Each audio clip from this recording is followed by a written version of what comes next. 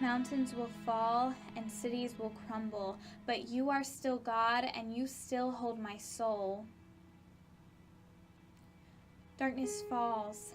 The light that invaded our senses is now a faint memory. We got so desensitized to all the hurting and chaos, the desperate despair. We were walking in darkness, not even aware.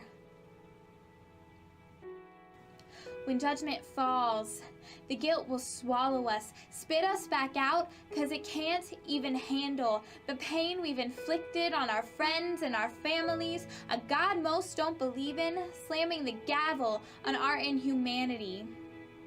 The verdict's delivered, and the punishment rises. Those who rejected grace finally realize that evil will not triumph. It was never a contender against the creator of the universe, who still stands to defend it. Separated from the peacemaker, death is not an awfully big adventure. Swallowed up in the deepest torment, clawing for sanity, screaming for air, eternity's here. Which side are you standing on? If you could do it again, would you still turn away from God? Would death still separate you from your Maker? Would you still allow your desires to take you, to make your decisions, to dictate your resting place? Or would you go back and beg for His grace? When darkness falls and death abounds, when chaos and confusion are the only sights around, would you lift your eyes to see a kingdom that's coming, or would you turn away and continue running?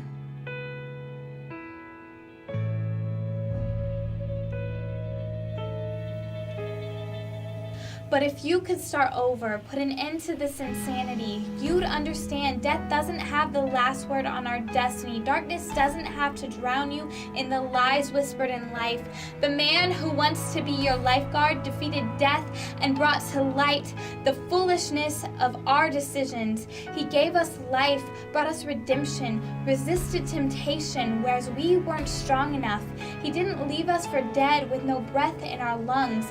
And when we reach the final chapter, when evil is vanquished, loses crown and scepter, when the Prince of Darkness finally falls from his throne, and the tortured souls are pleading for a better home, the righteous will be raised again, our bodies will be rejuvenated, the King of Kings will be celebrated, the wicked will be decimated. When the kingdom comes, our souls will be rectified, 1,000 lifetimes singing praises, of forever giving thanks to God. The God of the end is the God of our beginning.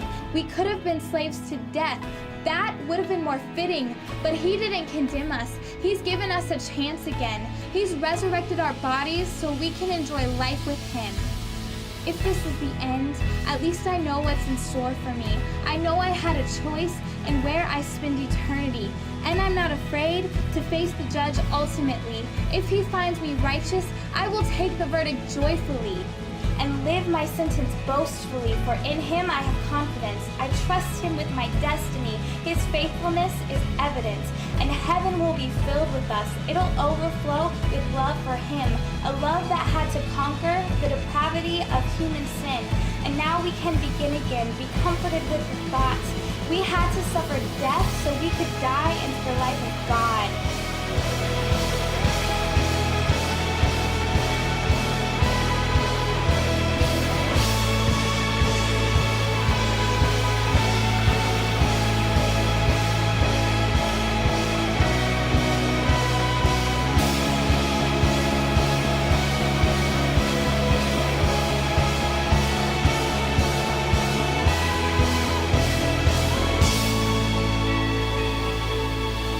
Mountains have fallen and cities have crumbled, but my God is eternal and He still holds my soul.